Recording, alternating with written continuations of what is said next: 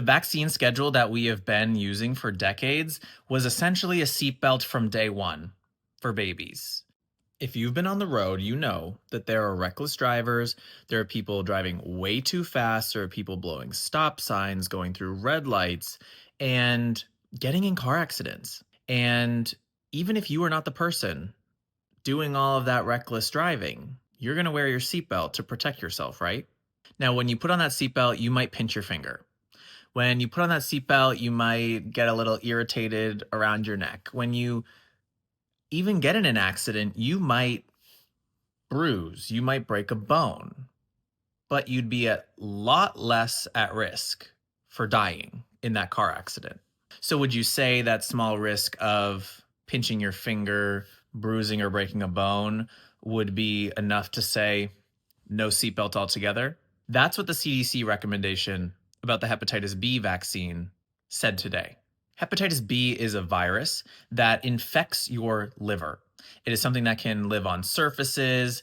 And so it's something that babies themselves can actually be at really high risk of because they don't have a fully formed immune system. They are touching stuff and putting things in their mouth all the time.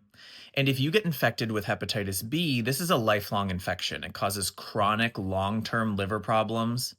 It can also increase your risk of liver cancer. Your liver is your body's natural detoxifying organ. It processes medications, it processes any chemicals or substances that your body comes in contact with. It processes alcohol. It also helps regulate your blood sugar. So it's a very important organ that we do not want damaged chronically. The vaccine schedule that we have been using for decades was essentially a seatbelt from day one for babies. And yeah, the seatbelt could have pinched you or could have bruised you when you got in that accident, but it would have saved your life.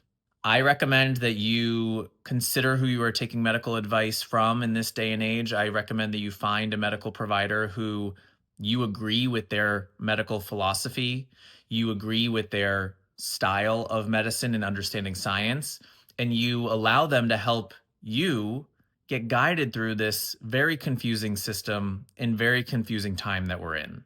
So wear your seatbelt and get vaccinated.